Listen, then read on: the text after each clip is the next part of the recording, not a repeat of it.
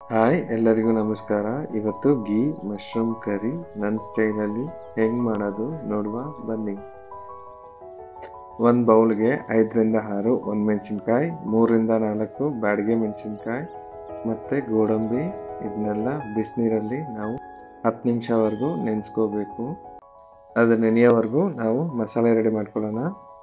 ಒಂದು ಕೈ ಹಿಡಿಯಷ್ಟು ಧನಿಯಾ, 1 ಸ್ಪೂನ್ ಜೀರಿಗೆ, 1 ಸ್ಪೂನ್ ಕಾಳುಮೆಣಸು, 1 ಸ್ಪೂನ್ ಗಸಗಸೆ, 1 ಸ್ಪೂನ್ ಮೆಂತ್ಯ ಇದನ್ನೆಲ್ಲ ಚೆನ್ನಾಗಿ ರೋಸ್ಟ್ ಮಾಡ್ಕೊಳ್ಳೋಣ. ರೋಸ್ಟ್ ಮಾಡಿ ಜಾರ್ಗೆ ಹಾಕಿ ಪೌಡ್ರ್ ಮಾಡ್ಕೊಳ್ಳೋಣ. ಇವಾಗ ಒಂದು 10 ನಿಮಿಷ ಆದಮೇಲೆ ಇದು ಚೆನ್ನಾಗಿ ನೆಂದಿದೆ. ಇದನ್ನು ನಾವು ಪೇಸ್ಟ್ ಮಾಡ್ಕೊಳ್ಳೋಣ.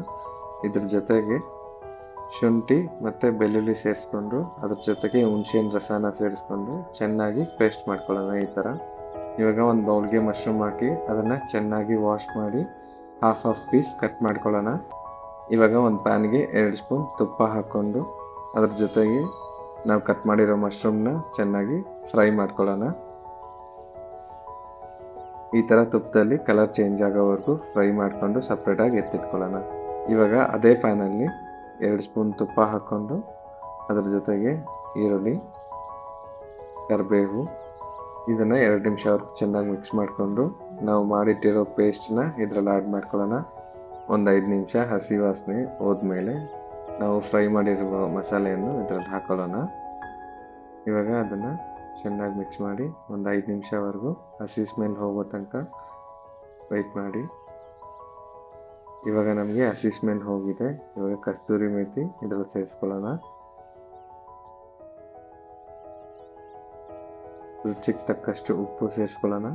ಇವಾಗ ನಾವು ತುಪ್ಪದಲ್ಲಿ ಫ್ರೈ ಮಾಡಿರೋ ಮಶ್ರೂಮ್ ಇದರಲ್ಲಿ ಸೇರಿಸ್ಕೊಂಡು ಚೆನ್ನಾಗಿ ಮಿಕ್ಸ್ ಮಾಡೋಣ. ಮಿಕ್ಸ್ ಮಾಡಿ ಒಂದು 5 ಮಿನಿಟ್ಸ್ವರೆಗೂ ಕುಕ್ ಆಗಲಿ. ಇವಾಗ ಫೈನಲಾಗಿ 1 ಸ್ಪೂನ್ ತುಪ್ಪ ಹಾಕ್ಕೊಳ್ಳಿ ಮತ್ತು 1 ನಿಂಬೆಹಣ್ಣು ಹಿಂಡ್ಕೊಳ್ಳಿ. ಇವಾಗ ನಮಗೆ ಗ್ರೇವಿ ರೆಡಿಯಾಗಿದೆ.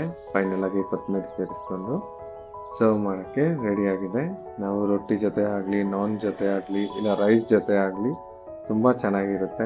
ಒಂದು ಸಾರಿ ಟ್ರೈ ಮಾಡಿ ನೋಡಿ. ಮಕ್ಕಳಿಗೂ ದೊಡ್ಡವ್ರಿಗೂ ಎಲ್ಲರಿಗೂ ಇಷ್ಟ ಆಗುತ್ತೆ. Thank you.